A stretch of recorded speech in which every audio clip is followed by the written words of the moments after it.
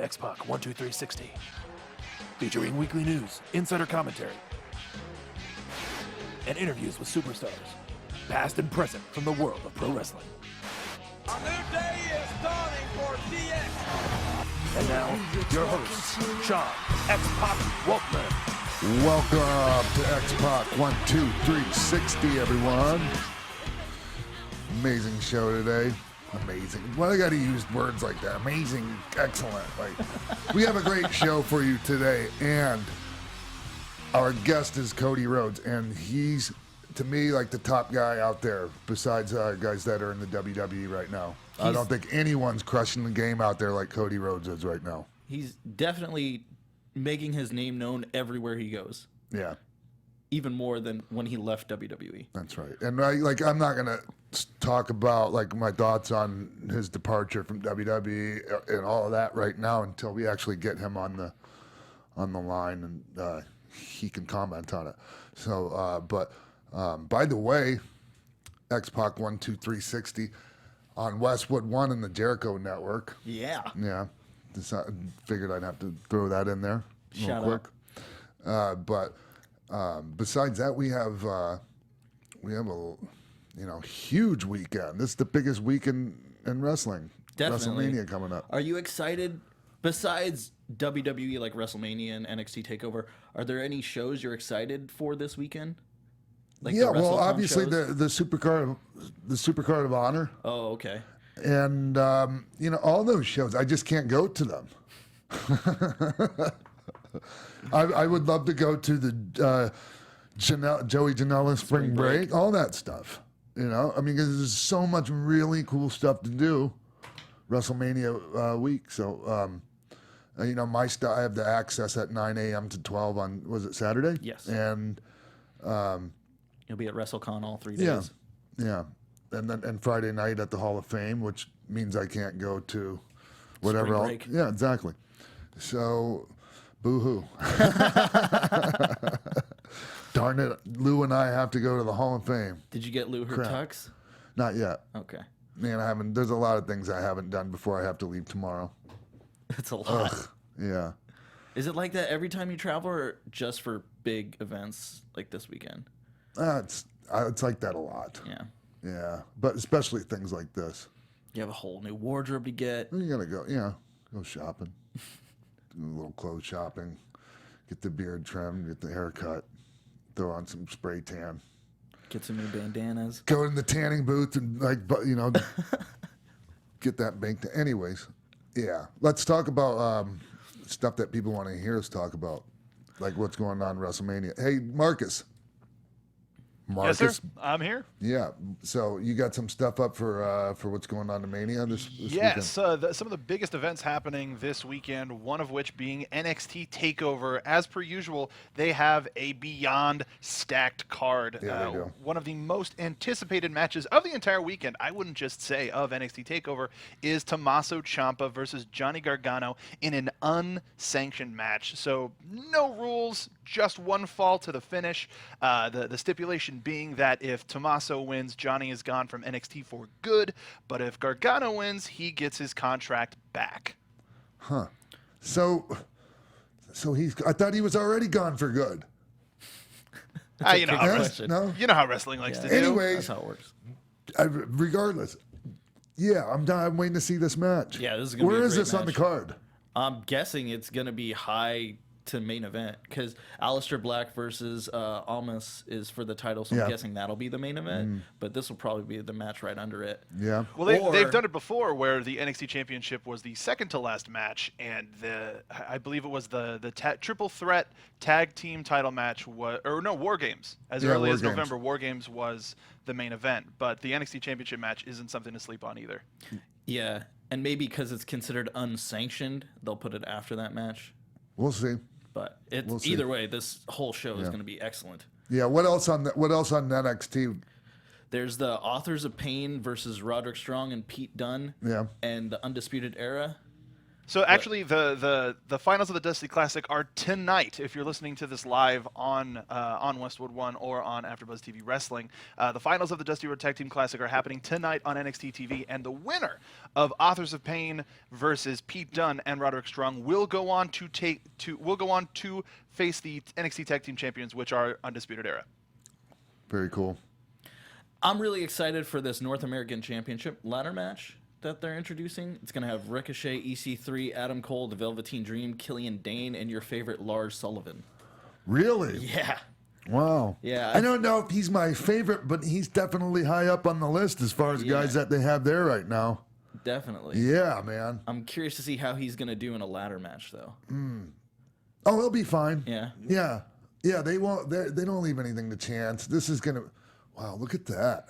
We got Killian Dane, Lars. You just already named all these guys up, but I'm looking at the graphic here. Nice graphic, Mark Donica. that's really good. For the people that are listening, you can watch the show too, and you can see all these amazing production values here at AfterBuzz TV. And you can also check out the brand new title that Triple H announced yesterday. It's got a really cool old school look, beautiful brown strap, and a really pretty medallion in the center. And it's got like a map of North America on it. That really is like Who an knew? old school title. That's funny. Yeah. And then the women's title match, Amber Moon versus Shayna Baszler. Yeah. So for Amber Moon to finally get this title and have such a challenge ahead of her, I don't know if she's going to be able to retain. Shayna don't seems know pretty either. unstoppable. Denise Yeah, looks but like she what wants do to we chime in. go right now. ahead, chime in. Yeah, I had something to say about this one. So I think that if Ember Moon loses, I think she's going to be one of the ones to be in the Women's Battle Royal and take it home. You think? Wow. Yeah, Ember Moon, yes. Because I Wow. think that way, Shayna Baszler takes it out. We have Ember Moon doing something else, moving on to bigger things. You think she shows up on Raw then? Maybe she could be a surprise. Who knows? But yeah, I think that if she does lose at TakeOver, then she will be winning the Women's Battle Royal. Do you think they'll do two title changes on one show? I don't know. It depends, because usually this is like the end of the year and it resets for the next year. So maybe they would do two title changes just to like stop and start over. You know what I'm saying? Yeah. So gives a fresh new start. But When's I the last time they had? I mean, how many WrestleMania weekends have they done TakeOver now? 3, 4? 31, I think, was the first one. Yeah. 31 it was a house show. So that wasn't considered a takeover. Oh, It wasn't that's a right. takeover. Yeah, That's right. The first takeover at WrestleMania was Dallas Yeah. the year after with Sami Zayn and Nakamura, Samoa Joe, Finn Balor. Great card. Yeah. Well, I mean, so far, hasn't there been a title change on every single one of them? No, Finn Balor retained, Did he? if I remember correctly. They don't have title changes on every. That was also the beginning of Asuka because it was Asuka versus Bayley. Right. And no, I think they had. Yeah, the tag titles changed hands as well. That was when American Alpha won them. So there's anything really goes at NXT TakeOver. Sure. So yeah, it's have pretty unpredictable. Yeah, gonna have to tune in to find out. Yeah. Keep going. Let's keep this going because there's a lot to talk about before we have our guest on. Well, do we want to move to WrestleMania now? Was that pretty much it? I think that's all of TakeOver. There were Yeah. 5 matches and it's scheduled for NXT TakeOver. Yes. Okay. Yeah. So let's move on. So moving to WrestleMania, we have the Women's Battle Royal. We have the Andre the Giant Memorial Battle Royal. Hopefully, those will probably be on pre-show, I'm Yeah, guessing. they are. Yeah. They've already been announced. That one and the Cruiserweight match will be on the pre-show. And some people are like, oh, that's bullshit. They put those guys on like, hey, look, I would rather be on earlier and get a fresher crowd. I mean, than to have a match that doesn't have as much steam on it and get put, like in that collapsible match part of the show, like WrestleMania, like my 10-man tag at WrestleMania 10 that was advertised and never happened because somebody went over, over their time. Shawn Michaels, Razor Ramon. Also, they're going to be able to go longer, because the pre-show is, 2 hours? Yeah. So they'll have a nice, decent time to put Sure. together a nice, solid match. Yeah, here's what my only concern or hope is that all of these matches have a decent crowd to work in front of. and not like an empty building or whatever. Because it wasn't that situation There was, last year. With, like people's tickets weren't scanning, so they didn't get into the arena in time. So yeah, like there was, I think didn't the Hardys end up like having them? No, it wasn't the Hardys. No, the Hardys came on later in the show, but I think like the first couple matches didn't really have a That crowd. was WrestleMania 32. The entire ticketing system like shut down. And people weren't in the building, so if you go back and watch that first match, which was top of the hour, Kalisto and Ryback for the United States Championship, there might have been 10,000 or less people in a 100,000 seat arena. Brutal, right? Brutal. Yeah, it was. I don't like that would severely affect my performance. And some people can say, "Oh yeah, it shouldn't matter. You should go out there." It doesn't work that way. Sorry, you go out there and you do your best, but when you don't have that energy of the people to feed off of, it is a whole nother ball game. It's awful, absolutely awful. So, anyways, Cedric Alexander and Mustafa Ali. This, I think, has the chance to steal the show. Everyone's talking about AJ and Nakamura stealing the show, but I think these cruiserweights have got like a chip on their shoulder and really want to prove themselves so that next year at Mania, they're on the main card and they're not on the pre-show. Totally agree, Jimbo. Yeah. And I don't even feel like I still feel like they're on the main show. Oh, yeah. Like, the fact that you're getting to wrestle at WrestleMania is accomplished enough. You know, be happy. There's so many people that aren't getting that opportunity. No. They're considered a WrestleMania match. And when I say that, there's a difference in pay that comes along with it, as opposed to just like, oh, you get to say that you're on the main show and not just the pre-show. There's other things involved there. You get a little bit different pay. At least it used to be that way. You think that's changed now It with might the have. network and everything? Maybe. I don't know. You know, I'd be lying if I said I knew all like how everything works there now when it comes to that. So when Razor and Sean came back from their match and your match had gotten bumped, do you say anything to them? Like, hey guys, What am thanks. I going to say?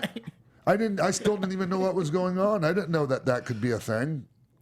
You know, I had no clue that, like, okay, there's this, one spot on the card that you may or may not actually go out and have a match. And then you had the match the next night on Raw. Yeah. That's like getting Rice-A-Roni, the San Francisco treat, when you get kicked off the game show. What a great true. callback. Jeez. Oh, man. All right, let's go. The Usos finally get their WrestleMania moment because they've done WrestleManias, but they've always been on the pre-show. So they're super excited to finally have this tag match against the New Day and the Bludgeon Brothers, which should be really good. 3-way tag match. Oh, for real? Absolutely. Come on. I'm hoping that we get to see more of the Bludgeon Brothers in this and them showcase themselves. And I'm hoping they have a really cool Mania entrance. Hey, like, don't you think the Bludgeon Brothers are kind of like really similar to War Machine? Yes. I think possibly someone saw War Machine and liked that and tried to give that gimmick to them. Yeah. But War Machine just has a different vibe and look.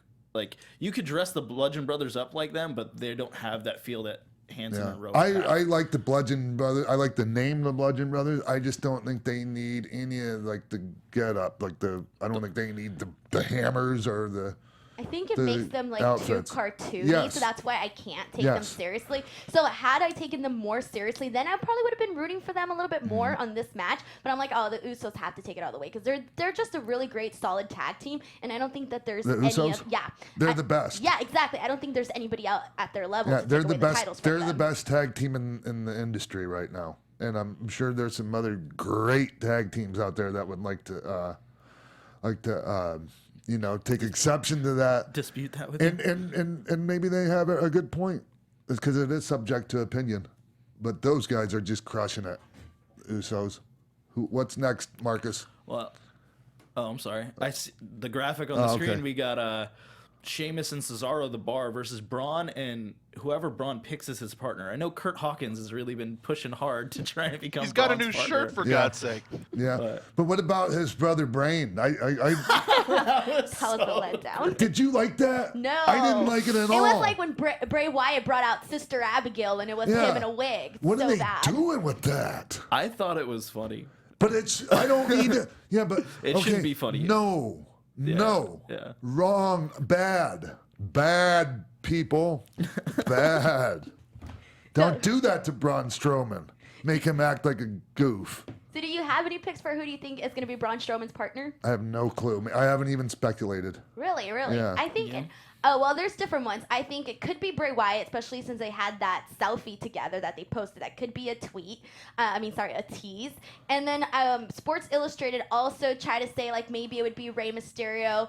And then I thought, like, it might be Big Show just because, you know, he reinstated his contract and all of that stuff. So it could be either one of those. But either way, I think that it has to be someone that's either super funny, that it'll be like, you know, like a not Kurt Hawkins anymore, but, you know, someone really funny that's Braun's partner, or someone that he could eventually feud with later on. I think this would be a great way to bring up Cassius Ohno. Really? Why? Yeah, because Ohno and Cesaro were kings of wrestling on the indies, so then they like might have a history. Jimbo, how many people do you think know that backstory?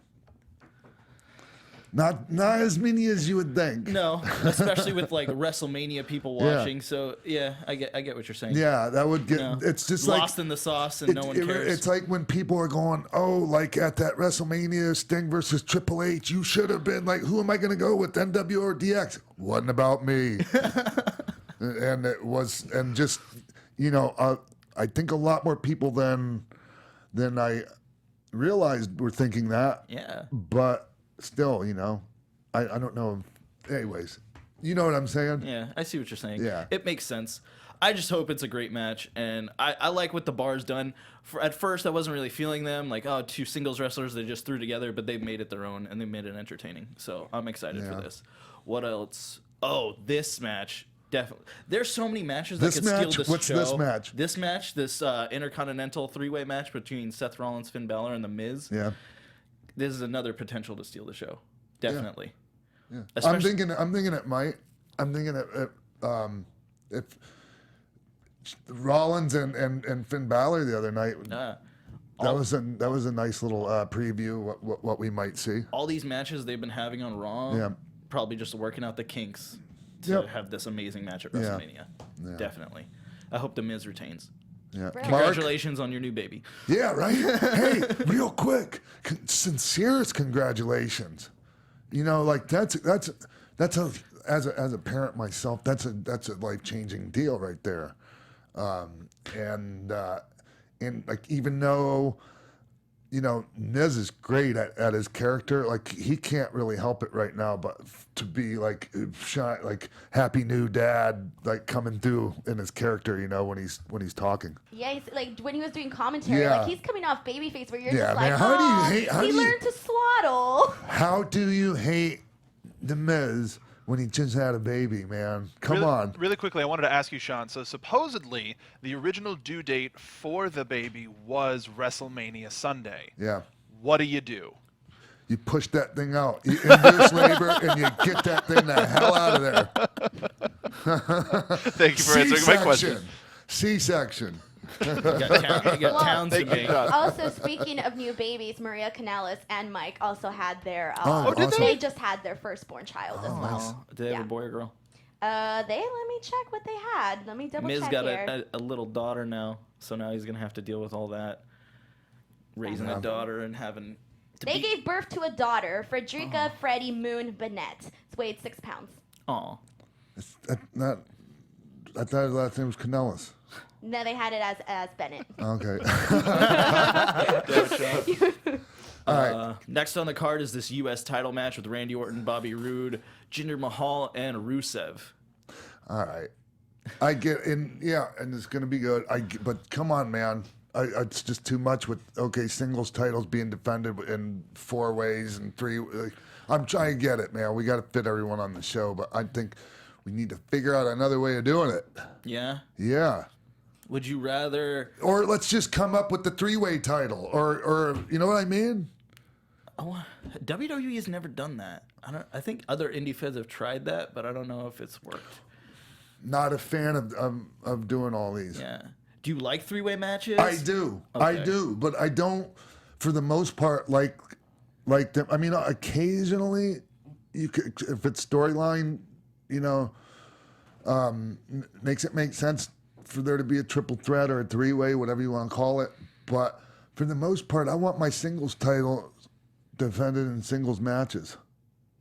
Would you like to see something like a gauntlet style match then instead of a 4-way? So Maybe. that everyone gets in the show, Maybe. but then the match Yeah. has its own. Yeah. Okay. Sure. That's something to do maybe next year. But then time is always just the biggest factor. Yeah.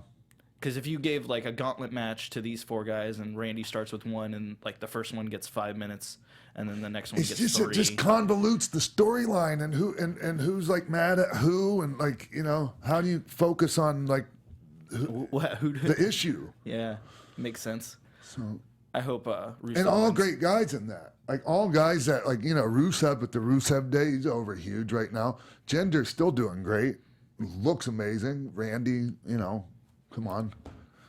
Default. Amazing. Yeah. Yeah, come I'm on. actually looking more forward to this match than I am for the triple threat. Are you? Yeah, because Why? I love Rusev and I can't wait for that moment because I'm gonna assume that he's gonna win. Yeah. And because I don't think they would have put him in there if he's not gonna win. So for me, having that moment where Rusev wins is just like yes. That's Yeah. why I'm looking more forward to it. And I kind of want to see the moment between him and Randy Orton, kind of go at it. Right on. I like it. This Daniel Bryan return. So is it official that he's wrestling, or is it? It's still, official. It's Yeah. official. He and Shane came together last night on SmackDown as sort of a last stand of we're on the same page. We're going to take down these two, and it's going to be great. So just to hear Flight of the Valkyries and have Daniel Bryan come out at WrestleMania is good enough for me. Yeah. Like the match could be whatever, but I have a feeling that they're going to turn on Shane, and it's going to be like all the awesome guys from the indies together now to start a faction. Oh no, they better not. No? I don't know. I think it'd be too early to There's turn Daniel Bryan. There's Jimbo again. Hey, yeah, then maybe they could do this thing where they have this awesome indie faction. I'm not gonna lie to you. I kind of thought the same thing, but then I was like, it's too early to turn Daniel Bryan. People Yeah. are gonna be upset, you Yeah. know. So some people were saying that maybe Shane is gonna be the one to turn or whatever, you know. Yeah. Either way, I think if obviously Zayn and Owens have to win, and Shane would most likely. Shane's take the not pin. turning anything. He's always just going to be Shane. Really, I can't see that. It's just too far. He's a cemented like baby face. Okay. Now, just like his dad's always going to kind of be a heel. So, all right. This big match that everyone's waiting for, Ronda Rousey's debut with Kurt Angle against Stephanie and Triple H. I don't know how this is going to be, though. Oh, I do. Yeah? Yeah, it's going to be amazing. Yeah? Well, I'm not just saying that because of the my loyalties. I just know it because they have the people care about the match, obviously, and just the caliber of people in that. Kurt's one of the greatest ever of all time. So is Paul. And Ronda's, trust me, everyone involved is going to do their part, and it's going to be a great match. They don't leave anything like this to chance. I promise you. I hope you're right. Oh, I know I'm right. I absolutely 100% guarantee it. Take it to the bank and cash it. Right. So. Nia Jax versus Alexa Bliss. This match is going to be good. I haven't been not invested. I don't like the fact that they're playing off like Alexa Bliss making fun of Nia's like size and weight Why? in this feud. I just like with all this woman empowerment and whatnot in WWE, I don't think. So does that mean that like the bad girls don't make fun of other girls anymore because of their appearance? I think it happens. Yeah, But- and they're not, and they shouldn't play on that storyline I wise. just thought that was something that they were trying to get away from, so I don't know why that would be the main focus of this. It's feud. not a babyface making fun of a heel and getting the crowd to chant like, I can't remember what they were chanting at At Mickey James. Or Mickey. It was they were calling her Piggy James. Yeah, things like that. Like, was she the babyface or the heel? Yeah, she was the babyface. Yeah, but but then if you're doing it the other way around and you're like, say the babyface is rallying the whole crowd to chant like, Piggy Wiggy at you know what I mean, at the heel, that I would have a problem with. Okay. Does that make any sense to you? Makes total sense. I mean, I know So, like- I said it in a roundabout kind of Yeah. way. I could have been a little bit more concise in saying it, but Come on, like I mean, Alexa's the heel. Yes. Heels do things like Yes. this to get people's Yes. reactions. Okay, that makes sense. And I'm pretty sure that it's been a little difficult for Nia personally. Like I'm almost positive of it, but at the same time, that kind of stuff happens when actors and actresses are doing roles on TV shows and movies too. When they get caught up in, things that hit close to home. That just is. I mean, it's not one of those things I think I would personally, and I'm all with Me Too, and like I don't believe in bullying and fat shaming or whatever you want, any of those things, but it still exists, and I don't think it should be off limits for if it's done right. So like this. addressing it in this way is the right way to do it if you're going to do it. Yeah. I can see your point. It's definitely not being talked about as good behavior. I don't think. I mean, obviously this is just my opinion, and I'm a 45, almost 46-year-old man. I think honestly, the problem with this one for me is that yes, I get, like you said, a lot of women go through this. We go through body issues and all of that stuff. All right. The problem is for me that Nia Jax isn't coming off as genuine.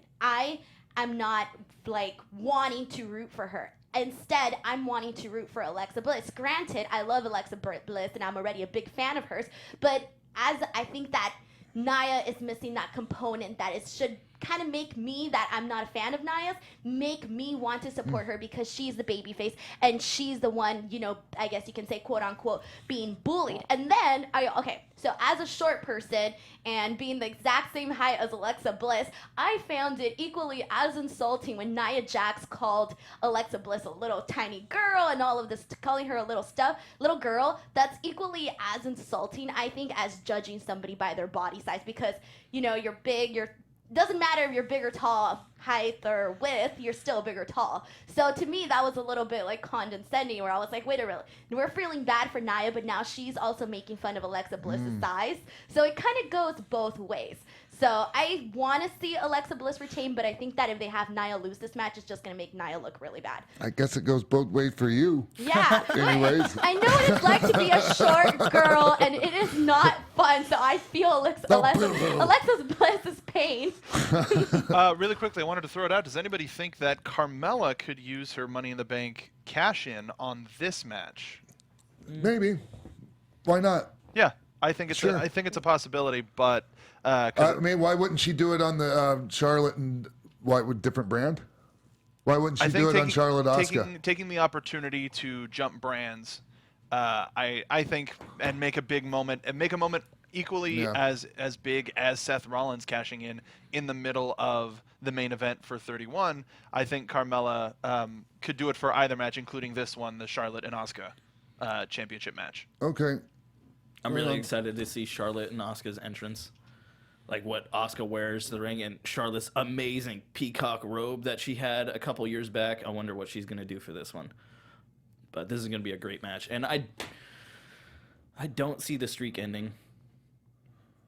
Yeah, No? I agree. No, I think Asuka's going to retain, or Asuka's going to win. I don't know about all that. I wouldn't bet on it. Yeah? I wouldn't bet money on it. I'm not saying I know like it's going to be I'm just saying I would like.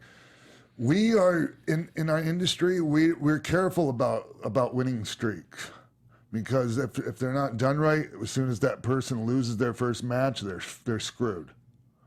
I'm not going to name examples because I don't want to pick on anyone in particular. But if you go back in history, it hasn't worked well for some people. I mean, it worked well at the time they were being, given the winning streak, but as soon as you don't. So how do you do it to where it still works out for everyone? We don't have time to get into that. Honestly, we got negative minutes before we were supposed to have Cody on here. Oh, well, let's wrap it up. AJ Nakamura, everyone's looking excited for this match. Can't go wrong. I have a feeling that they're finally going to give it to Nakamura. He deserves it. Yeah, I do too. And I also, if you go back when Nakamura was still at NXT, I'm not afraid to say that I said he would be the first Japanese WWE champion. Watch. taking it to the Watch bank. it happen. I don't know. I wouldn't take it to the bank, but I'm just saying. I would personally bet money on that. And then the main event, Brock Lesnar versus Roman Reigns for the Universal title. People, I don't know. People are like, Roman. People don't really want Roman there, but Roman's there. So I think he's gonna win and beat He's Brock. going to win, and I think enough people care about Roman. He's over. Like, he sells a lot of merch, and that's a huge deal. It is a good indicator of things. He's great in the ring. People like the main knock on him is his moveset isn't big enough. What? It's true. Like, I mean, he does have a limited moveset, but all the, like, his part he plays in all his matches, he does a great job. Like, if you actually know what you're looking at from a professional wrestler's point of view, and don't understand that he's excellent in there, you don't know what you're talking about.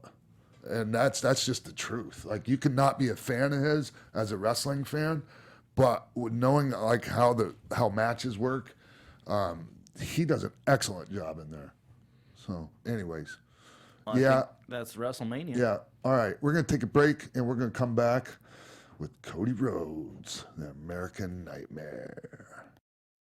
Hey, X-Pac 12360 fans, I just want to tell you 2 ways that you can support the show to help it grow. First, if you've ever wanted to shout out a surprise message for various occasions from me, all you have to do is visit celebvm.com/Sean Waltman to request a video today. Not only does it support the show, but a portion of the proceeds go to charity. Second, visit prowrestlingtees.com/Sean Waltman. That's the only place to grab shirts with the X-Pac 12360 logo, Wolfpack, or many other designs. If you pick up a shirt, make sure to tweet us using the hashtag X-Pac12360. That's celebvm.com/Sean Waltman for a personal message from me, X-Pac. And prowrestlingtees.com/Sean Waltman for X-Pac, Wolfpack, and X-Pac 12360 gear. Thanks for supporting the show. Now let's get back to it.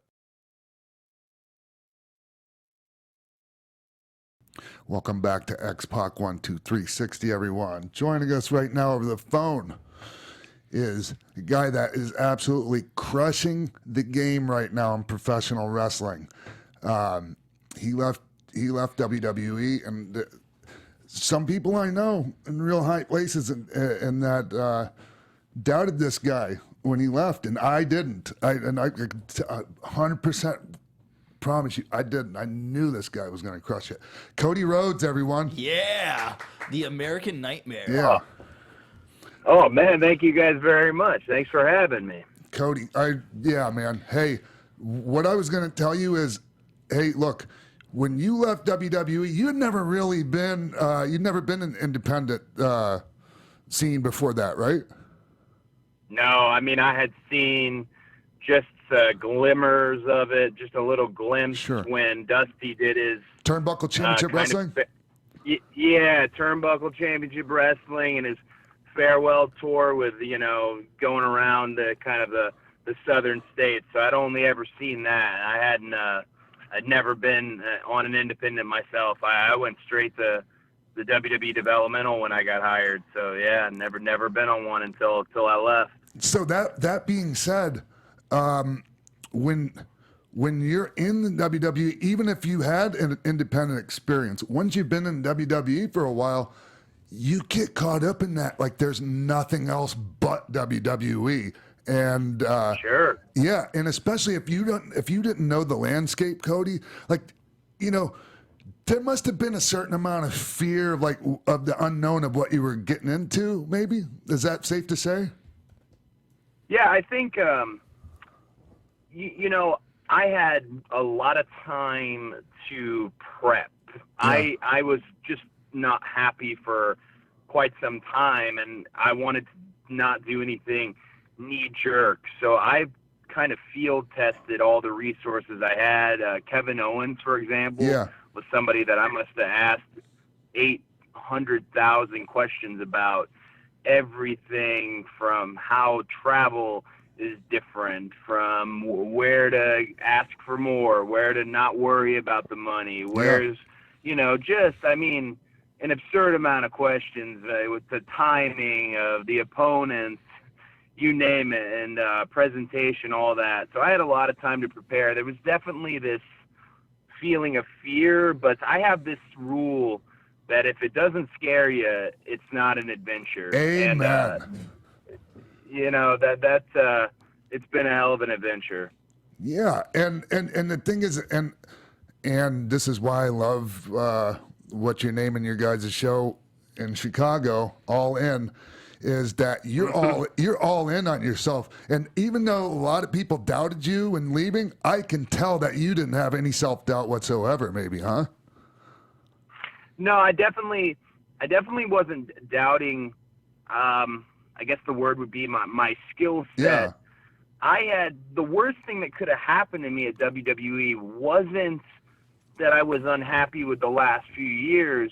The worst thing that happened to me was that I had gotten so close to creative happiness in the years prior to that, in the 2010 and 11. I mean, literally, like, fingers on the brass ring, and in my eyes, I thought I had grasped it. So that was worse than the last 2 years, knowing I had gotten a taste, and I just, like, could never get that taste out of my mouth. I was addicted to, you know, wanting to be close to, wanting to be on top there. I never wanted to be anything but. So, yeah, no, I didn't doubt my skill set, but I will say I definitely, you know, took a deep breath the first time I saw some of the bigger names on the independent scene and what they're capable of. Because there's some talented folks out there. It's some mind-blowing stuff. Yeah. When you were, like, so you felt like there was just no more upward mobility for you at that point in WWE? I felt like there was nothing I could do within WWE. You know, some of my friends who have, you know, they've been yo-yoed, they've been up, they've been down. Some of my friends there, they're real hard workers, and they're of the impression that, hey, I'll just work hard and I'll get to the top. I don't think wrestling is necessarily a fair business. That's right. Where the hard work equates to getting to the top. I think you have to work smart versus work hard, and if you can do both, even better. Yeah. I just felt WWE Stardust at the time, there was no heartbeat for me. None. Gotcha. And NXT also was a huge inspiration for me to leave, because NXT is just Hunter's independent scene. It's amazing.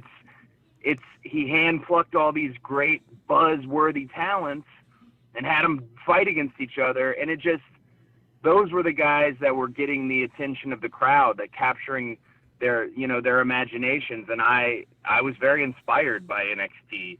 I know it doesn't sound like that makes sense then to leave WWE, but that's what it did. It was seeing those guys who already had a brand, who already had buzz, and having built their things, and then all they had to do was polish up, and they were ready to go. So, yeah, no, it was something I had to do. Yeah, absolutely, man. You spoke about talking with Kevin Owens and getting knowledge from him about the indies. Besides the Young Bucks, have you learned anything from any independent wrestler coming back to the indies that has taught you something that you didn't know before? I have an expression, Matt and Nick will tell you, I think it annoys the hell out of them, but I always say it. I get real antsy when I'm not working, and I always say I got to be bumping and learning. I've got to be bumping and learning. Right now I just can't be anywhere but in the ring. I got to be working. And with that said, I've learned a ton of various things, a myriad of things, from the independent scene, from the opponents I've had. I wrestled Kurt Angle on the independent scene. I also wrestled a guy like A.R. Fox on the independent scene. I learned something every match. The biggest thing I've learned, the biggest takeaway, is to get out of my damn comfort zone. Yes. And that isn't, it's not even just in wrestling. It's in funny backstage segments. It's in it's in interviews, it's getting out of my comfort zone. Not always is it a success, but I can't get stuck in any one way. I can't get stuck. Right when we started talking, you mentioned that all there is WWE bubble. Yeah. That bubble exists in every company, big or small. ROH, there's a bubble. New Japan, there's a bubble. I try to make my brand no bubble because it's too easy to get caught up in one style and one way. They're really, to find how you want to play your music, you've got to listen to a lot of different types of music, I guess. Well, Cody, you mentioned working smart, not being in your bubble and all of that. So I wanted to know, how did you come up with the idea of the list of guys you wanted to face after your 90-day no-compete clause was over? The list fell in my lap in a really great way where, like I said, I had time to prep. I also was, I don't think it's illegal, but I was also already talking to a lot of the more high-profile independent places. Northeast Wrestling is one, for example, and we were already talking about potential matches. Opponents had been talked to, and it was shaping up in kind of this dream. There were names on there, names like, Chris Hero, Adam Cole, Kurt Angle. There were these names on there, and it just looked like a dream list already. So I figured, why don't we just put the ones we have already pretty much pinned to paper, booked? Why don't we put them down on paper, and then why don't we put the other ones who I am also interested in? I wanted, you mentioned the bubble. I wanted to show the audience I'm not worried about the bubble anymore. I want to go into all different places. The funny thing about the list also is I wrote it once and it looked so terrible because my handwriting is just pathetic that I had Brandy, I had my wife. The actual list that made it to that viral tweet was Brandy's handwriting. So you can put it all on her. Has the experience outside WWE been everything that you wanted to be, or has it exceeded your expectations in any sort of way? Definitely has exceeded my expectations, because I don't really even know what my expectations were. I think a lot of folks, the game plan might be, all right, go away, get hot, come back. I don't know if that was ever my game plan, but now I've ended up in a situation where I'm self-financing an arena show. There are all these third-party sponsorships that I don't have a middleman like a WWE in between us and them anymore. Now I can't even give myself expectations because our whole wrestling world, at least in my opinion, is changing like it's into something it hasn't been before. It's a really great time to be a wrestler and to be a wrestling fan. I mean, I like to tell people the world is a lot smaller now because you can see everything at the drop of the hat. You can watch Ring of Honor on the Honor Club. You can watch WWE on the network. Bam, everything is accessible, and no longer are you only limited to X amount of wrestlers, Yeah. So, and Cody, you're on New Japan, you're on Ring of Honor, you're everywhere, man. Is that an issue for any of these companies? Like say ROH and New Japan. Is there any kind of a conflict between those two companies when it comes to you, or the Bucks for that matter? I think there's a lot of I give everybody credit who pretty much lets me take the same. I hate saying brand. It sounds so pretentious, but allows me to be me pretty much across the board. There's a lot of trust involved, and I actually think it's very old school. A lot of this is just handshake. Hey, if you're going to go out in the world as part of our brand, make sure you keep us in your, our best interests at heart. And I'm already like that. I don't really tone it down ever. Yeah. Well, so there's a lot of trust. And I just think that when you bring as much to the table as you do and the Young Bucks do and Kenny Omega does, and we'll talk about your match with him coming up this weekend in a minute, but when you bring that kind of stuff to the table, you can do the things that you guys are doing that maybe some other guys they wouldn't be allowed to. Because what are you gonna? I mean, they need you. Honestly, they need you guys as much as you guys need them. I'll tell you, I really appreciate. His name is Greg. He's in the office at ROH. He's not an on-air character. He's kind of the behind-the-scenes coordinator of Ring of Honor, him and Joe Koff. And I really appreciate their forward thinking, especially when it came to All In. They could have said, because we're supposed to be exclusive contracted domestically in the States to them, they could have said, hey guys, no way. But instead, they literally, Joe Koff said to me, okay, well, cool, we're all in too. Let us know whatever you need. And that's like, it's not about the brand you work for. It's about the wrestler you are. And I really appreciated that forward thinking on that. It's been shaping up to be a hell of an event. We just broke down some of the card last weekend, and very excited. Yeah, any of that you can share with us, or is that still kind of under wraps? Can't share anything, or I'd have to sue myself. Right.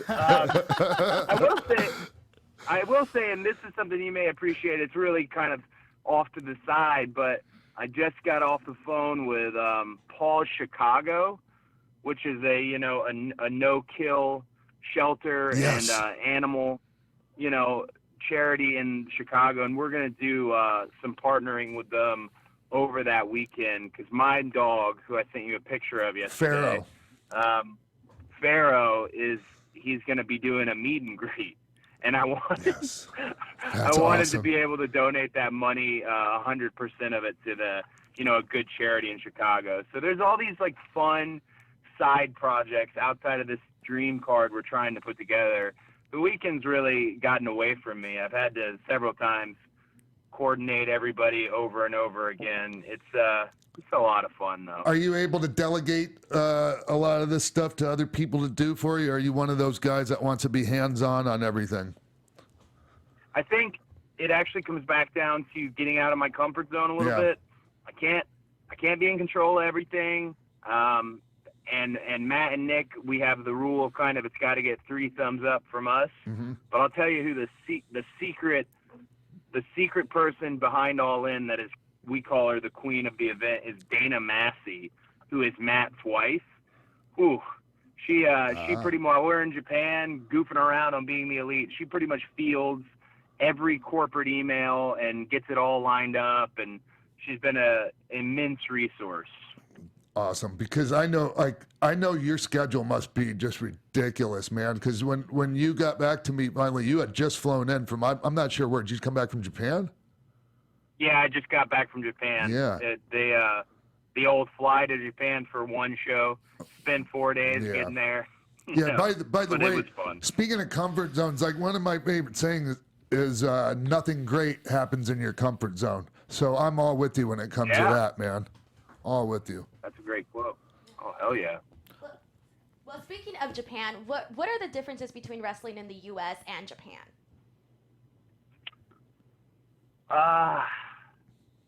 There's for me, and I think a lot of pure strong style fans may not like this. For me, I don't really try to, I always say play my music. I don't try to do me much differently, but as far as Japan and strong style and the respect-based system they have with the young lions, dude, I say I don't wrestle any different, but there is so many differences. For example, just off the top of my head, if a match isn't over 15 minutes in Japan, they don't get into it. It's so there's this there's this like appreciation for the struggle and the sport side, and I mean just little things from how you don't see a lot of strikes like punches. You don't see a lot of Randy Savage style punches in Japan, but you see a lot of those elbow strikes, incredibly stiff elbow strikes to the right to the nerve cluster on your chin. The lockup comes from completely across the ring versus when you're getting close. There's I really appreciate the Young Lions. Yeah. If you don't know what the Young Lions are, they're the young boys. They train at the dojo, and they have their own shows where they do black trunks and black boots, and they know like character stuff, And they're and then they graduated. And they're Go only ahead. allowed to do certain moves, like the basic moves. They're not allowed to do anything fancy, and they have to make their match out of those moves. Yeah, they have to do a really basic style match, and then right from being at those Young Lion shows, they throw on their track suits, and then they're out there at the ringside area, and they just, to me, it's such a wild experience. Yeah. How respectful they are and everything that they do for the guys. And Brandy, she gets a huge kick out of it when she's over there, 'cause she doesn't have a clue what the heck is going on. They'll carry her to the ring. They'll let her yell at her. It's just amazing, man. The respect-based system they have at New Japan Pro Wrestling, I think it's pretty much across the board in Japanese wrestling. That respect-based system is really a beautiful thing. I love watching it. I like a guy like Kitamura. He's a Young Lion who's graduating and getting ready to go on his first excursion. I'm going to try and take care of him if he gets to ROH in the next few months, because that's just a cool system, you know? Yeah. Hey, Cody, do you think that, and George Carroll from New Japan asked me this not that long ago. He was wondering if the Young Lion, if the Young Boy system would work here in the States. It would be difficult because of the temptations of social media. Also because in the States, there's so many opinions from our veterans, and there's so much. The States, there's such different types of wrestling. You know, Yeah. You can be the best guy, on the stick, the best interview, but you could also be the best in the ring. Who knows? It could work, but what would really need to sell that system is the same thing that sells the one in New Japan. If you look at Naito, who's a massive star right now, he himself was a Young Lion. The Young Lions end up graduating and becoming mega money-making stars in New Japan Pro Wrestling and worldwide now with their expansion. So it would need to be the same. It can't be like, I hate to use the power plant as an example, Yeah. but you'd have to get disciplined guys who really want it and who really love it. You know better than anybody. If you don't love it, you can't be taught to love it. You Yeah. have to just love it. It has to be there. So do you think these are issues that the dojo that just opened in Long Beach are going to fall into? Well, if Shibata is at the dojo, predominantly there, I'm sure he'll weed out very quickly who loves it and who doesn't. I hope the dojo in Long Beach is a huge success. It has the best of both worlds with a guy like Scorpio Sky, and it has the best of both worlds with Shibata being there. I think right now is the perfect time for that the dojo to open up, because the expansion isn't it's not a trial thing. It's very real. The interest alone in the last Long Beach shows, the 3 we've had so far, the interest alone is so strong. So it's not a trial thing. I hope they found a good class of Young Lions there. I hope they will. What were your thoughts of the first G1 Long Beach show compared to this last Long Beach show? I was kind of mad at the first one that I got booed out of the building. I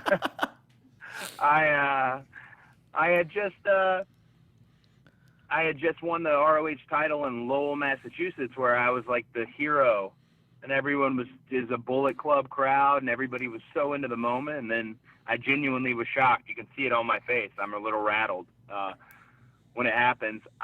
I think these shows in Long Beach have been outstanding.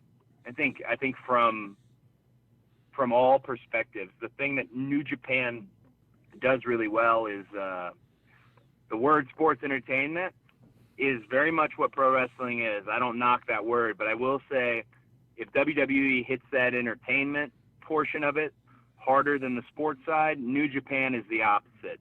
They really skew towards the sports side of it, and a lot of fans want that. There's a demographic for it that we've seen a lot, just in terms of numbers of fans. And I think the Long Beach shows have really hit that on the head. I'm excited that San Francisco, the Cow Palace is happening. That's a big ballsy move, and I'm excited for that one. I'm all about big ballsy moves, Cody, and that's right. Yeah, and you know what? I was at that not the last one, but I was at the Long Beach show that you had that excellent cage match with Joey Ryan. That was a tremendous match. Man. APW at the Cow Palace. Yeah.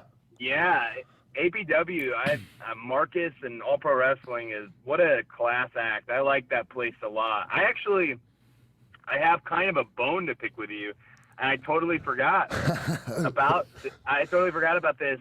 The move I got busted open with on Sunday at the Sakura Genesis pay-per-view was a spinning back heel kick. Yes. Right? Yes. So in my vernacular, I only refer to that as an X-Pac. That's what we call it, because you had the really good one. You know what I'm saying? You had the best one I can ever remember on the screen is yours. That means a lot to me, man. That's what Kenny Omega hit me with that split my eye wide open. I mean, that's very apropos that we're talking right now. I always tell my opponents to put their hand up. That's the key, man. Yeah. You got to get your hands up on everything these days. Hey, you know what? Speaking of that, I saw the picture of you with it was right above. It was kind of a boxer's cut above the eye, or up to the side. 100% a boxer's cut. Yeah. Yeah. And the thing is like Disco Inferno uses that particular incident as a way to start bringing up how guys are hurting each other and this or that. That's absolutely the wrong example to use for anything like that, because those types of shots, like that's not what like gives you brain damage. Like that cuts you open and it hurts and that, but like. It's not dumping a guy on his head every night or any of these careless things. It's just that it was just a terrible example for him to use. Right. It's funny because a boxer's cut, if you don't know what it is quite simply your bone is literally it's the thinnest piece. There's not a lot of muscle or fat. The bone is right behind your skin, so it just takes a little bit of contact and it splits down the bone.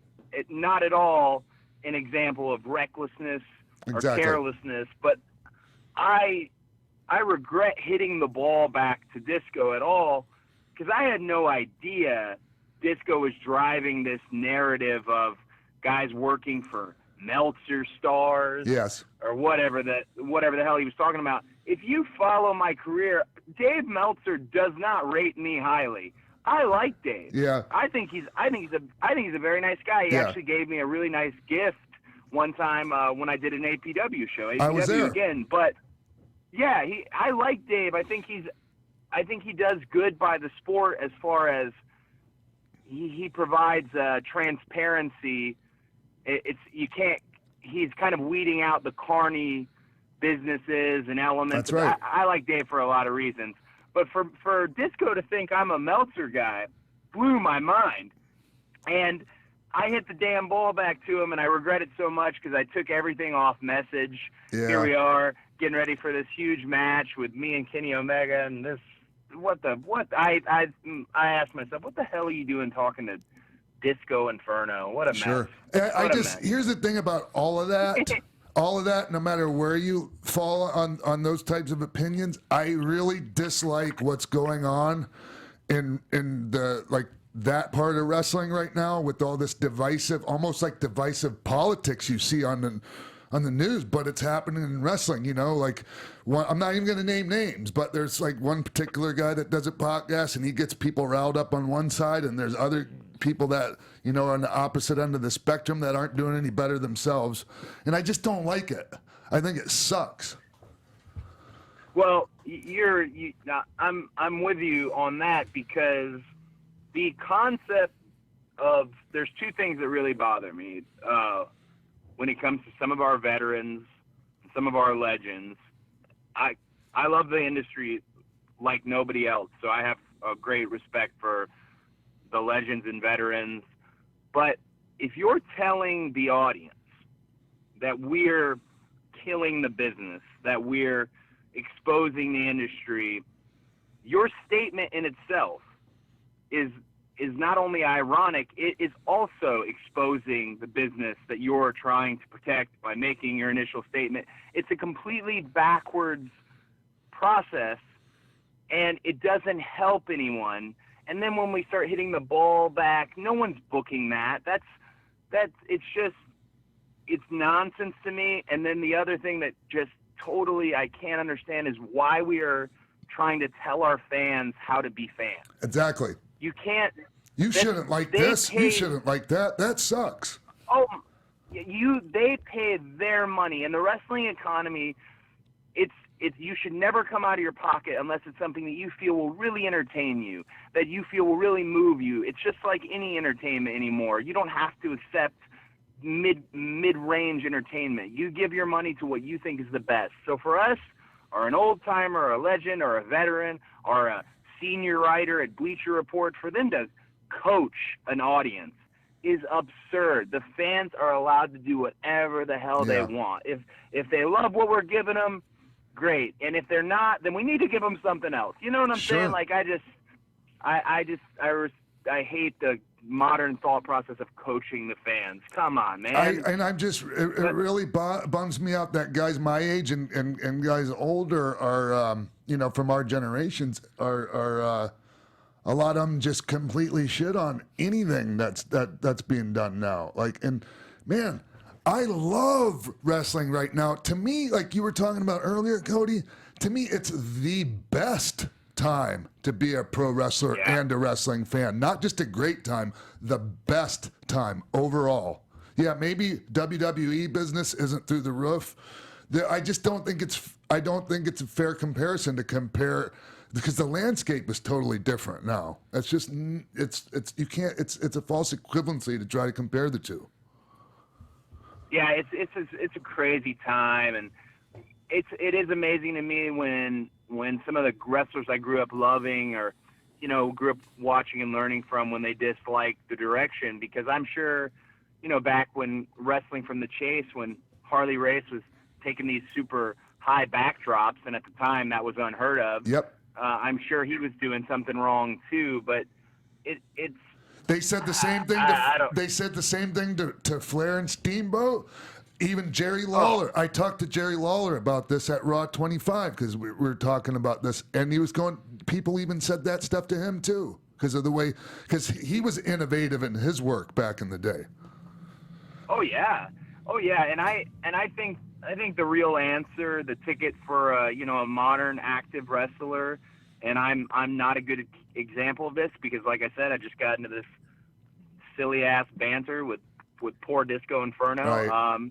I think the best answer is not to hit the ball back. Yeah. The best thing you can do is go out there and deliver.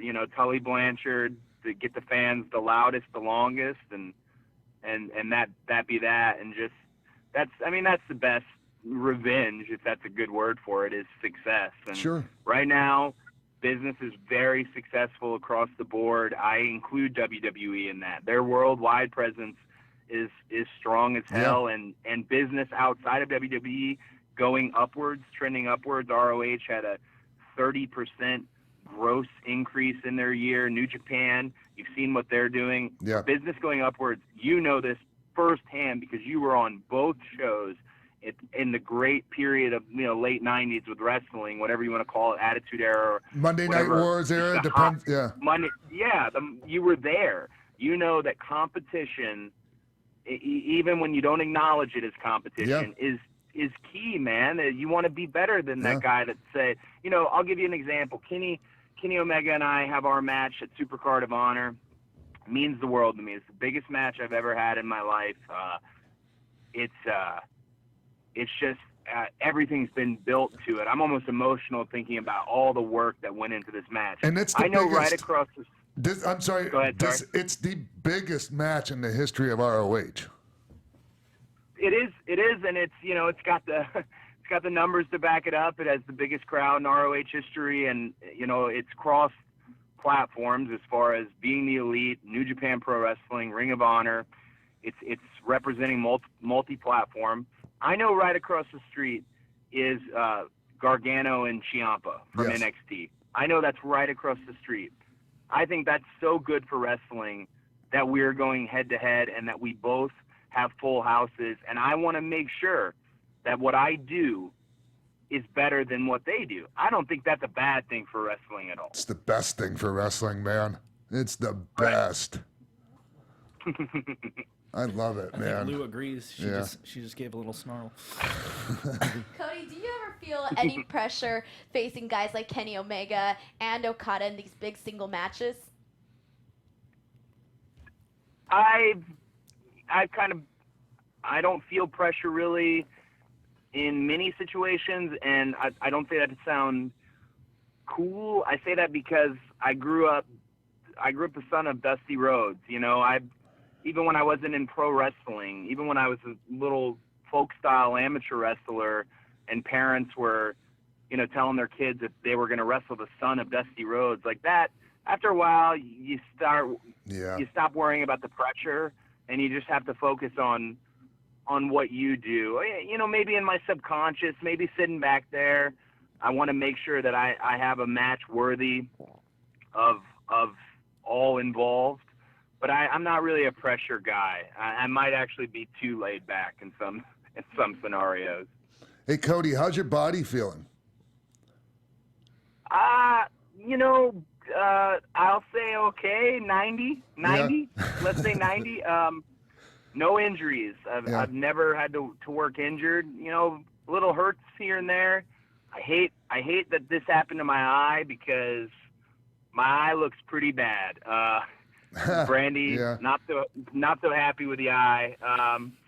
The eye looks bad. My lower back is starting to, I don't know. I felt like I was Superman for a long time, and now my lower back is starting to enter a different realm of my career. But man, I've been really lucky.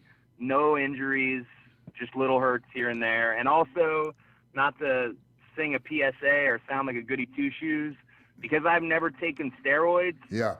It's been very helpful to my career.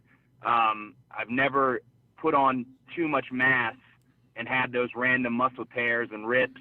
I've never had that situation. I've let my body grow naturally, and I'm very lucky for having done that. And no one's ever said, hey, look at what happened to Cody. Like, he used to be jacked, and now he's like, shrunk, or vice versa.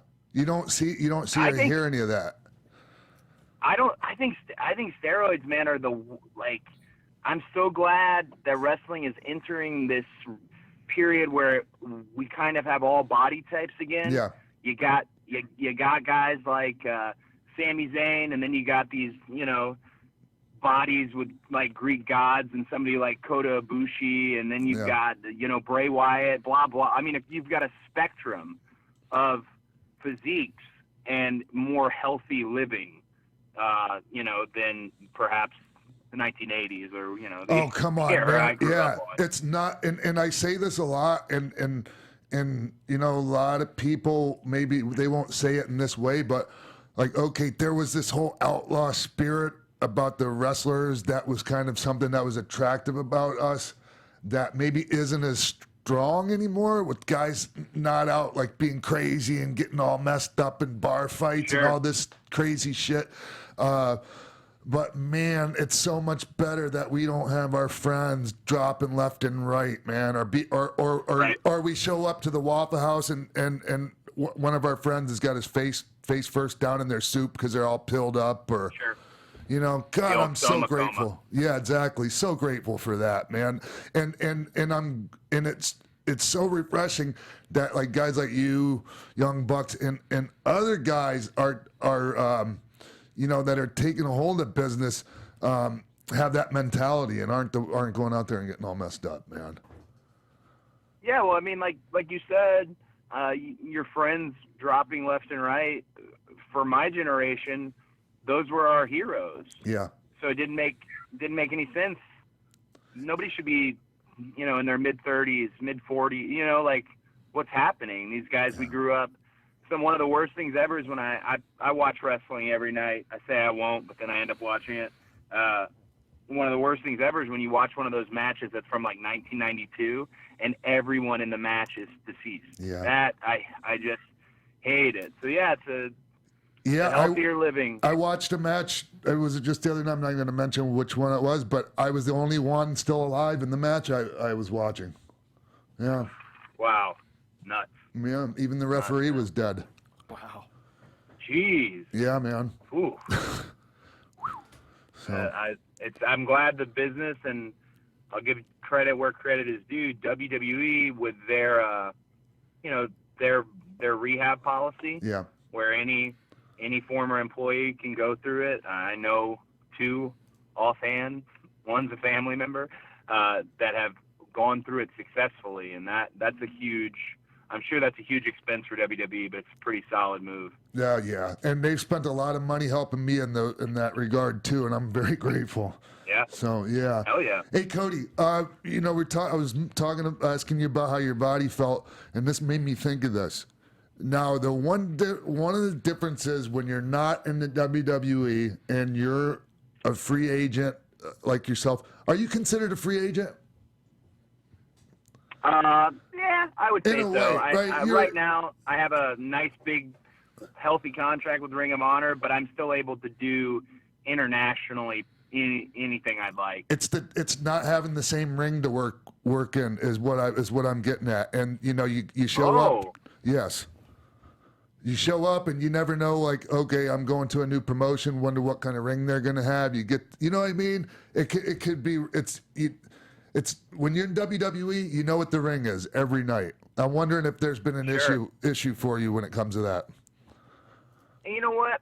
I think they're kind of balanced because you're absolutely right with some of the high spots rings, or not high spots rings per se, but just new rings, square posts instead of round posts, really loose ropes over in the UK versus, New Japan style cable ropes. Yeah. I'll say it's balanced out though, because as long as I can get out there, walk the boards a little bit, get an idea what I'm going with, I feel comfortable, and also because I'm no longer on a WWE schedule where the balance is, I think my body is pretty much the same, because the WWE schedule, that Friday, Saturday, Sunday, Monday, Tuesday, that takes a hell of a person, a hell of a man or a hell of a woman to be able to really, if you're giving your all Friday, Saturday, Sunday, Monday, Tuesday, that's oof. Yeah. That's so I don't have to do, it's those 2 extra days, those Monday, Tuesday. Not having those days, I feel like has given my body a little reprieve. So are you saying that every week you make sure you don't book yourself on certain days? Because I'm pretty sure you could work every day of the week right now. Right now I could, and when I first jumped off, I wanted to work as much. Yeah. Bam, bam, bam, bam, go everywhere as many times as I possibly could. Wanted to see what I was capable of. Now I have a very, it's different for me. Now I'm able to focus kind of on more per match. Yeah. ROH's schedule, the one that I'm pretty much committed to the most, that's a really nice schedule, just for a wrestler, for one of the boys or girls. It's a very nice schedule. You get these bursts of 4 or 5 shows in a row, but then you have a full week off. I mean, just to think, back in the day, I'd never even, I'm sure you know this, couldn't take vacation. Right. You get hurt. Your vacation was when you get hurt. Yeah, exactly. You're right. TV is live every week, so no matter what, you got to get back to TV. So now it's I like this schedule a lot. I like this schedule a little too much, to be honest. I bet. Nice. I bet it's great being your own boss, isn't it? Yeah, it's so cool on so many levels to control, because you're allowed to put in however much work you want. As far as I want to work on, my interviews. I want to work on, building a really good set of matches over this tour. I want to work on my merchandise. You can You can go, half in on that, and you're your own boss, and you can accept that, or you can go all in on it, and no pun intended, and see really how good you are at all this. And that's been the most fun to me. I felt a lot. I feel like a real connection to my dad more than I did when I was in WWE, because Dusty was just a big, always thinking about the business. What could I do? What would I have done differently on that TV? What would be a good T-shirt? What's a funny saying? Yeah, he was a creator and a producer, not just a professional wrestler. Like, there was so much about him that was just amazing that we don't even have time to get into. Oh my God! But yeah, no, I was just gonna say, I see you like in your own way, like doing that same thing in your career. Yeah, I try to do exactly what you said, and that's actually a Vince quote. I remember years ago, Vince said, "Guys, we got to be our own producers, our own directors, our own cameramen, and our own wrestlers." He was, talking about a segment, and one of the bonds I have with the Bullet Club guys is they're very much their own producers, their own creators. I've seen Matt Jackson literally take a cameraman in New Japan and turn him to make sure he got the shot that they wanted. Like, they have a really all-encompassing mind. Nice. Yeah, that's why it's such a good fit, you guys all together. When I saw that you guys gravitate towards each other, I was like, that makes perfect sense to me. And the other thing about the Bullet Club. Now, that thing has gone through, since its inception, a lot of incarnations, and I just think that what you've done with it, since you've been there, I think it's great, man, because it's not just the same Bullet Club. Right. Well, I wasn't gonna have it die on me, like it had such great personalities. It had Finn Balor and AJ Styles and Kenny's Bullet Club versus my Bullet Club. I wanted to see, if I could keep it at its level or get it shooting through the roof more. And right now, the Bullet Club is really standing the test of time. And the Bullet Club gets a lot of criticism because of the parody elements. Hey, they stole this from the NWO. They stole this from DX. Right. Yet we're still here, and now we're not doing any of that. The parody elements are just that. They're parody elements. They're funny, haha moments, but everything else going on has nothing to do with that. It's its own thing. And I don't sing the praises of the Bullet Club a lot, because I just like the fact that time will be its judge, and it's still going, and it's still capturing the imagination of a lot of our audience, and that's the goal. And the thing about it is the Bullet Club members, they bring something to the shirt, not the shirt bringing something to them. You know what I mean? Does that make any sense? It's not it's not like NWO where, okay, what are we gonna do at Virgil? I'll give him a shirt. You know what I mean? Right. No, you're really pinpointing and specific. The other day, somebody asked me, as the leader of the Bullet Club, what are you going to do differently? And I said, well, I think it's time that the Bullet Club has a few ladies in it, a few women. Yeah. And what I meant specifically was, what makes you different in the Bullet Club is when you bring your shirt, when you get your specific themed after you, not themed after the group. When it represents you, that's what makes it official. Like the Villain Club. I think Villain Club is a great example. I think that's what has made our Being the Elite crew very fun, and very some of these shows we go to, they feel like an absolute party, because there's somebody in the crew that you like. There's, whether it's the style and the absolute madness of a Young Bucks match, or it's the UK presentation and the pageantry of Marty, or if it's my more, I don't even know what you would call it, WWE representation, whatever. Everybody in the group has a thing that you can hook into, and it's cool to not let the brand define define you, but you can kind of define the brand as long as we're able to do that. And then when the invasion of Raw happened, I was I'm not gonna lie to you, and I think it's been long enough now. I won't get too much heat for this, but I was texting. I can't remember who exactly I was texting. Goes, try to get in the building. Try to get in the building. I think the exact text, Matt Jackson. I think you said something along the lines of "go as far as you can possibly go with it." Yes. And I that was such a fun day. Oh man, to think the fallout of what we were, trying to accomplish, and just a fun day. Yeah, no, I'm glad you appreciated it. Oh it my was a God. very stressful few hours. No, it was so classic. And the thing about it is even the fallout, like the repercussions or however you want to put it, the cease and desist, all that. Oh, that made it even better.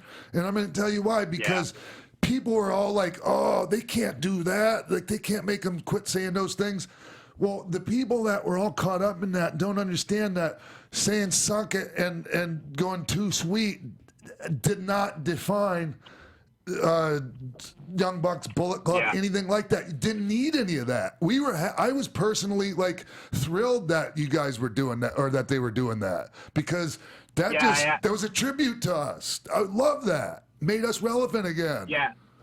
Shit. I'll tell you that Matt and Nick both were trying to get away from Suck It, for example. Yeah. At the time, they really wanted to stop with Suck It, and when that came along, it's only helped. I think it's only helped everybody.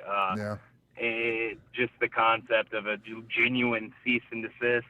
Some people got really pissed off over the invasion. I had some old friends not very happy. I thought it was fairly harmless, and I also thought in the presentation of it, it almost was, homage to the original invasion. There's a great many parallels, but some people just flat out were pretty pissed about it. It was Guess it was what? an awkward period. Some it was people, very fun. Some people in WCW were pretty pissed when we went and did that back then too. Oh, I can't imagine. Oh man. Sometimes we gotta piss people off, Cody. Yeah, man. If it doesn't scare you, it's not an adventure, man. Yeah, You gotta do it. And they'll get over it. I'm pretty sure they already did. So. Sure, I think so. Hey, man, I could just keep on talking to you forever, even though I had that huge brain fart earlier.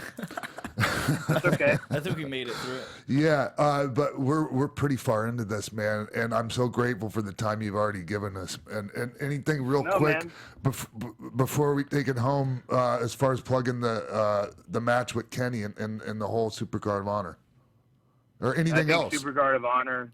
Well, I think that's where I'm headed. That's my focus. It got dubbed the match of the weekend, and I think that's a hell of a responsibility. That tagline alone. There's so many great matches this weekend, but the thing about this first ever encounter between Kenny and myself is that it is the first ever time we've had a singles match, and the implications of, we're just talking about how great the Bullet Club is. Well, everything that the Bullet Club stands for, we find out this Saturday, and I'm very much walking into this knowing that this is the biggest match of my career. So I'm looking forward to it. Awesome. Well, thank you so much, Cody. I mean this sincerely, man. It was such an honor to have you on, and I look. Oh man, no. No, go ahead. Thank you. Thank you, and I look forward to seeing you. Hopefully, we can run into each other this weekend at WrestleMania or WrestleCon or any of that stuff. We got to get a picture of Lou. Hey, are you going to be at Hall of Fame? I do not know. I know that my mother is she's got her Hall of Fame spot, and I always just make sure she's got her spot. I'll see when I get in, as far as and where we are with putting everything together with Supercard. So I might. Who knows? Anyway, hey, man, thank you so much, Cody. Absolutely honored to have you on, man. Thank you, Cody. Thank you, man. Hopefully we can do it again soon. Thanks, man. Have a good one. Peace. Thank you. You too, buddy. Nice. ROH Supercard of Honor, April 7th at the Lakefront Arena in New Orleans. Yeah. Hey, man, I'm kind of embarrassed I had such a huge brain fart earlier. Happens to everybody. Oh, God. Anyways, hey, thank you for tuning in. Yeah. Here on X-Pac 12360 episode. on Westwood One and the Jericho Network. We'll see you next week. Yeah, be sure to Oh, yeah, use sorry, the, go ahead. Be sure to use the hashtag XPac12360. If you want to come see Sean this weekend in New Orleans, he'll be at Access for WWE Saturday at 9 a.m. And then he'll be at WrestleCon all 3 days for that wrestling club with Al Snow, Kevin Nash, Mean Gene Okerlund. And then follow us on Twitter, Sean, at The Real X-Pac, Instagram, XPac12360, Facebook, XPac12360 Show. Sign up for the newsletter and shirts at ProWrestlingTees.com/Sean Waltman. Sweet. Thanks, Jimbo. Thanks, Denise. Thank you. Marcus in the booth. Thank you, everyone, for tuning in. Yeah. Thank you, Cody. All right. We're out of here. From executive producers Maria Menounos, Kevin Undergaro, Phil Svitek, Sean Waltman, producers Mark Donica, Jimbo Frank, and TK Trinidad, and the entire X-Pac 12360 staff, we would like to thank you for tuning in. Like us on Facebook, rate and comment on iTunes and YouTube. Follow X-Pac on Twitter at TheRealXpac and email us at xpac12360show@gmail.com.